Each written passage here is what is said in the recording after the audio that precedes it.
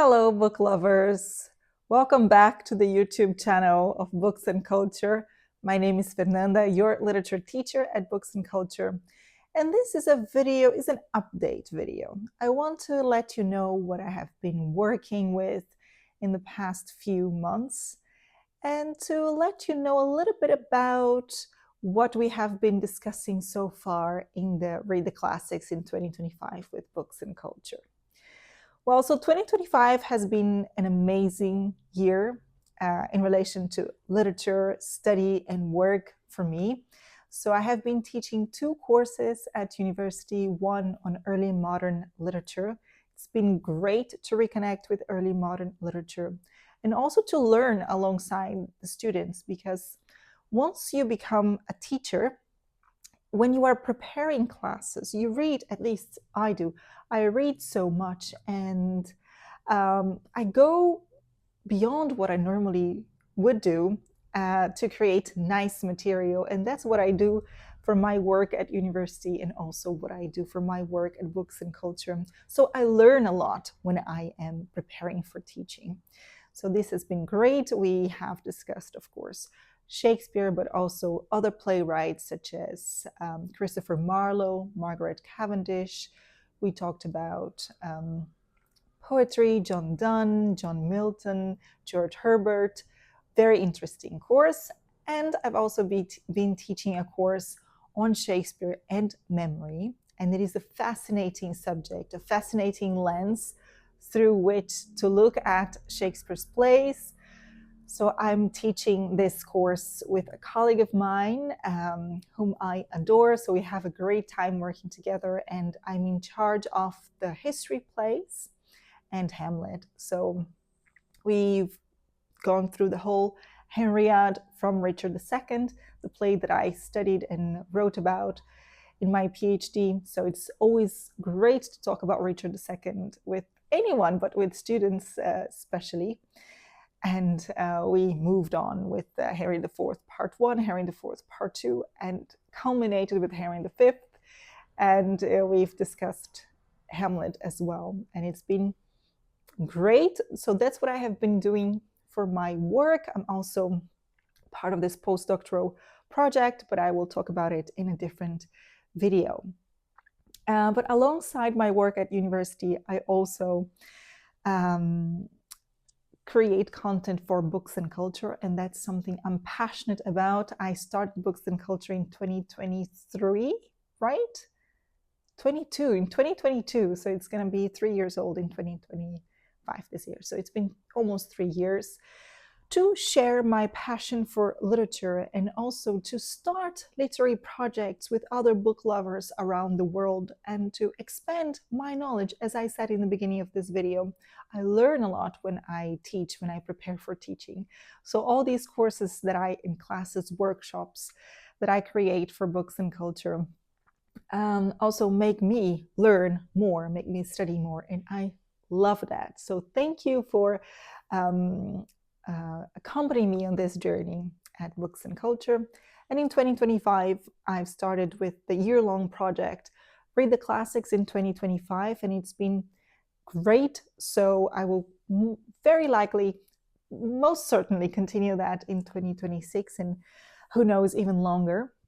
So for 2025, I chose 6 books, 6 classics of literature to read together with a group of book lovers who have accepted to go on this journey with me. We're growing weekly, so it's wonderful to see our group getting bigger and bigger.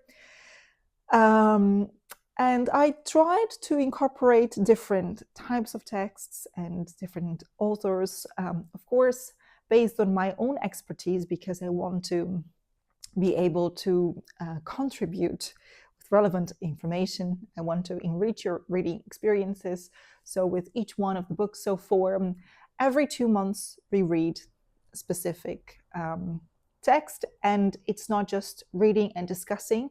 It's a complete pre-reading, reading, and post-reading activities created to get you really to dig deep and make the most out of your reading experience. So you get preparatory material in PDF with information about the author, the context, and some questions for you to think about, some extracts.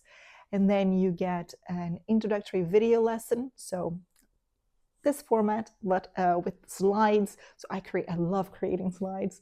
And this introductory video lesson you're supposed to watch before you even start reading or rereading the text. And then it's time for you to dig deep. So with that knowledge that you've acquired in this pre-reading moment, you have the confidence to go on your own to read the text. I forgot to mention that I also go live, an exclusive live only for the members of the Read the Classics, to read and comment on the first chapter of the book. So like I've been doing the reading and the read-alongs and the guided reading sessions of, for instance, Sense and Sensibility, The Professor, and Agnes Grey, I do the same, but chapter 1 or act 1 in case of a play. For the members, I also select a scholarly journal, an article for you to enrich your reading experience. So I recommend that you read that after having finished reading the literary text. And then you receive in-depth video lesson. I've just finished recording the in-depth video lesson for Hamlet. It's amazing. I'm going to tell you a bit about what we've been doing the past few months in a little bit. And that's a longer lesson. For Hamlet, it's been 1 hour and 20 minutes. So you know when I get excited, I get carried away. And but a lot of very, very relevant and interesting information that I'm sure will enrich your reading experience of Hamlet. And finally, to wrap up each one of the books, we get together via Zoom live to discuss. And then that is not a class, it is a get-together in like a book club setting. And we talk about our experiences reading and share our thoughts. It's a very nice experience, and that happens via Zoom. So you get that for each one of the books. In January and February, we read and discussed and did the whole thing with Possession by A.S. Byatt. I simply love this book. Sometimes I wonder if people asked me, which book would you choose to read over and over again? If you could only choose one book to be your companion for your whole life, which one would it be? I think Possession would be strong contestant because there's so much into it, different types of text. It's a very postmodern novel, and in the in-depth video lesson of Possession, I talk about a postmodern novel and a postmodern or post-structuralist understanding of history. So let me tell you a bit about the story. It's fascinating, especially if you love literature or if you're a literary scholar, you will identify with a lot of things. So there are two timelines, right? So we begin with Roland Mitchell, who is, he has recently obtained his PhD in literature. He studies the Victorian poet Randolph Ashe, who does not exist actually, but Byatt creates a web of interconnections between real and not real. For example, between Randolph Henry Ashe and other real poets, that you start out, is this a real person? I even had to check just to make sure that I was not crazy, that this man didn't exist, or how could I have never heard of this poet before? But she masterfully creates this Victorian world that is composed of real things and fabricated things. So this boundary between fact and fiction, truth and lies or reconstruction is at the core of Possession. Possession, the title is very evocative. Possession of knowledge, possession of someone else's story, possession of someone else's belongings, pinning a certain narrative on this objects or someone else's life, someone else's story, you know? Roland Mitchell is doing some postdoctoral research at the Ash Factory, the British Museum. So he's part of a research project. This is in the late 1980s, which is great to, as a a trip back in time. I was not a scholar in the 1980s. I was born in 1990. But I can only imagine how hard it was to do research in the 1980s. So they communicated via letters. So they sent letters to professors that they wanted to interact with, or to someone they had questions to. So there was no email. They had telephone conversations, but only if they were more intimate. They didn't have the internet. They didn't have they had a photocopy machine, but it was cutting edge technology. So they had to copy out extracts of books. It was much more hard work, right? But this is just a curiosity. So he's doing his research on Randolph Henry Ashe, this Victorian poet, and he comes across, so he opens a book that belonged to Ashe, and inside this book he finds extracts, drafts of a letter written by the poet. And no one knew about that. From the state of the book that he opened, it seemed as if that book hadn't been touched for over 100 years, almost 200 years. He said that there's, in his case, 100 years because it's in the 1980s. There was Victorian dust on that book. So it hadn't been opened. And he, a young scholar, finds this revelation, a letter that no one knew about, this icon of English history. And it could change the whole scholarship regarding this person. It is a love letter, and it's very emotional and very passionate. And he wants to find out who the letter was written to. And so we go back and forth in time, and it's like a detective novel as well. Slowly we put together the pieces of the puzzle. And it is a postmodern in a way that it's very fragmented. There are many genres within that novel. So there are extracts of letters, there are journal entries, there are poems written by Randolph Henry Ashe, who never existed. So poems that A.S. Byatt wrote, she fabricated in a way to look Victorian. They really feel Victorian. But there are also real poems, and we have access to these letters, this correspondence between these two poets. And this other timeline in the 1980s, we follow these scholars trying to put the pieces together, trying to make sense of the past, reconstructing history. And it is a fabulous novel. So we had a great time digging deep into this novel and postmodern theories of knowledge, and especially post-structuralist or postmodern ideas of history as fragmented, as open to multiple interpretations. And I've selected an extract from Possession to share with you, so that you, if you haven't read it yet, I hope you feel enthusiastic, or I hope you feel inspired to read it. So it's about doing research, and also about letters, because letters are such private texts. Who has the right to read letters that were not addressed to you? Do you have the right to make them public? Do you have the right to impose your own interpretation on such a private text? So let's read.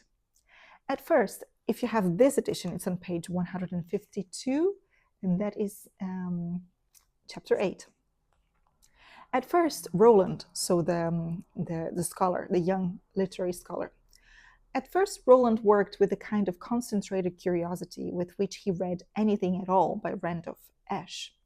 This curiosity was a kind of predictive familiarity. He knew the workings of the other man's mind. He had read what he had read. He was possessed of his characteristic habits of syntax and stress. His mind could leap ahead and hear the rhythm of the unread as though he were the writer, hearing in his brain the ghost rhythms of the as yet unwritten.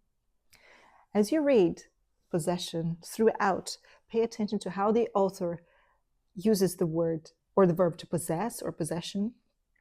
And Roland was so caught up with, so obsessed with this man's life. And when we study something, either in the case of us literary scholars, one specific author. You get so familiar, like he says, with what that person read, with what that person said, with how that person thought, how that person wrote, that it becomes very hard at certain points, he mentions, to determine what are his own thoughts and what are the poet's thoughts, because they're so intertwined. But with this reading, so this time he's reading the letters, right? But with this reading, after a time, a very short time, the habitual pleasures of recognition and foresight gave way to a mounting sense of stress. This was primarily because the writer of the letters was himself under stress, confused by the object and recipient of his attentions. He found it difficult to fix this creature in his scheme of things. He asked for clarification and was answered, it appeared, with riddles. Roland, not in possession of the other side of the correspondence, could not even tell what riddles, and looked up increasingly at the perplexing woman on the other side of the table, who with silent industry and irritating deliberation was making minutely neat notes on her little fans of cards, pinning them together with silver hooks and pins, frowning. Letters, Roland discovered, are a form of narrative that envisages no outcome, no closure. His time was a time of the dominance of narrative theories. Letters tell no story because they do not know from line to line where they are going. If Maud, that's another scholar, had been less coldly hostile, he would have pointed this out to her as a matter of general interest, but she did not look up or meet his eye. Letters finally exclude not only the reader as co-writer or predictor or guesser, but they exclude the reader as reader. They are written, if they are true letters, for a reader. Roland had another thought. None of Randolph Henry Ash's other correspondence had this quality. All was urbane, considerate, often witty, sometimes wise, but written wholly without urgent interest in the recipients, whether they were his publisher, his literary allies and rivals, or even, in the notes which survived, his wife, who had destroyed much. She had written, and now this is an extract from his wife, Mrs. Ash, Ellen Ash's journal. So you know that pieces of different texts, I love it. Who can endure to think of greedy hands furrowing through Dickens's desk for his private papers, for these records of personal sentiment that were his and his only, not meant for public consumption, though now those who will not reread his marvelous books with true care will sup up his so-called life in his letters. Ends the extract from Ellen Ash's journal. The truth was, Roland thought uneasily, these letters, these busy, passionate letters, had never been written for him to read. As Ragnarok, as Mummy Possessed, the names of some of Ash's poems, had, as the Lazarus poem had, they had been written for, I'm not going to say who they were written for, you need to find out who the lover was. But I love this, one of the very many discussions on scholarly research, on literary analysis, on interpreting the world through theoretical frameworks, on, in this case, the nature of the genre, right, a letter. Fascinating discussions that this book evokes. This was our book from January and February, and March and April. April is the month of Shakespeare, so of course we're working with Shakespeare. We have been working with Hamlet since the beginning of March. In February, I went to Stratford-upon-Avon, Shakespeare's hometown, to participate in a course on Shakespeare and Marlowe, and it included tickets to the theater. Wonderful. So I watched the 2025 RSC production of Hamlet, set on a boat, and also saw the RSC production of Christopher Marlowe's Edward II at the Swan Theatre. So, of course, I will share more about my experience watching Hamlet with my students in our group discussion, which is coming soon. But with Hamlet, we, in the in-depth video lesson, we discussed specifically symbols, memento mori symbols, so symbols that permeate the whole play, that remind us of the imminence of death, the inevitability of death, the frailty of humans. And you can think of many moments in Hamlet, right? One that comes to mind is the gravedigger scene. So when Hamlet is looking at all those skulls and tries to think about the people, the human beings that once embodied those lifeless bones, right? All the Hamlet is a very philosophical character, right? He is very, he reflects about things and in very deep ways. And in his most famous soliloquy, To Be or Not to Be, he wonders about the meaning of life. What is the point of living if there are so many concerns and preoccupations that bother us in our daily lives? Why don't we just then end it all? What is the point of living anyway if we're all going to turn up, we're going to end up as those skulls rolling around, being played with by the gravediggers? We'll see. Let's take a look. I decided to read the very famous To Be or Not to Be soliloquy with you. It's in Act 3, Scene 1. Let's see. Enter Hamlet. To be or not to be? That is the question. So, to be, to exist, or to not exist, to live or to die, that is the question.